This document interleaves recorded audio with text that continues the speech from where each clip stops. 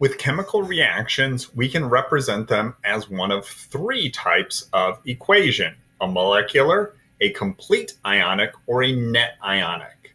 All of those give us a different look in terms of what we have and how it actually looks as it undergoes its changes.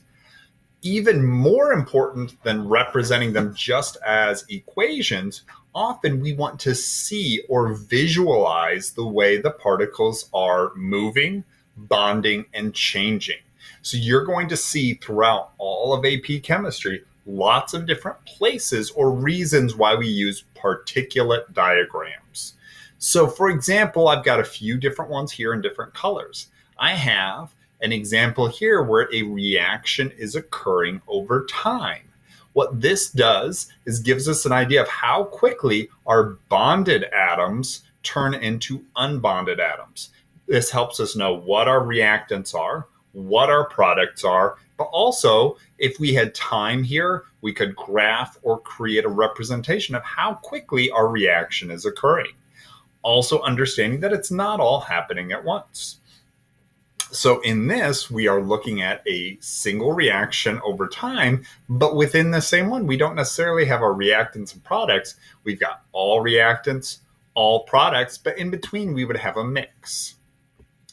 Over here, we have a different reaction. We've got some made up elements here, but it shows how they look before a reaction, how they look after a reaction, and how some of the atoms and molecules have changed. We notice that the two empty circles were by themselves here, and now they're filled in. Substance or not filled in, they're now bonded to the black circles or the filled in Q's there, but there were some Q's by themselves and there still are some by themselves.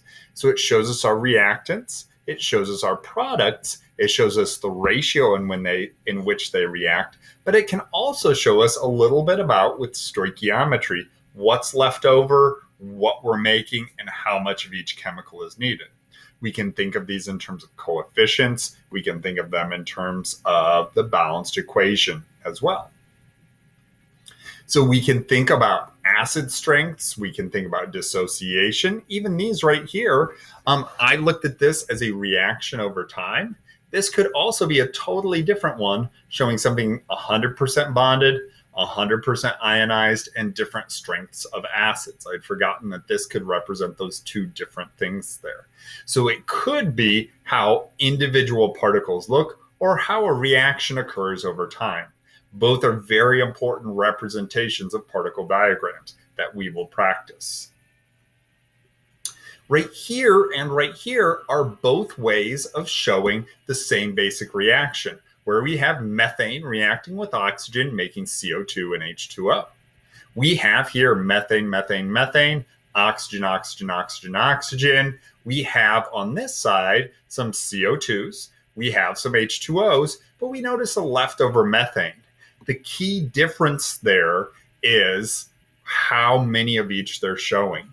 As simple as it is, when we're looking at these diagrams, whether they're up here, right here, or down here, is we do have to take that simple step of counting. What do we have and how many do we have? And that's what helps us understand the picture and how it is changing, or our reactants, our products, and how they are changing. It was 1 for every 2 here. And if I looked at that same 1 for every 2 reaction, it makes sense why I would have 1 left over. We have too many, or we have a limiting and excess. Molecular equations are kind of what we would see in all of these, but we also want to be able to show net and complete ionics. So one that we saw before was sodium chloride reacting with silver nitrate. Well, the silver ions and the chloride ions made a solid precipitate. In a complete ionic, we're showing them as separate and what's together. And we can also do that with the particulate diagram. These are separate, but once I pour them into the same beaker, the silvers and the chlorides go together, while the sodiums, the nitrates, and then any leftover ions, in this case chlorides, are free to react. We need to make sure that we're counting and that we're checking our reactions. And another thing that we'll notice, in addition to having the right number of each thing, every single picture is also going to be designed so that our positive charges and our negative charges cancel out as well.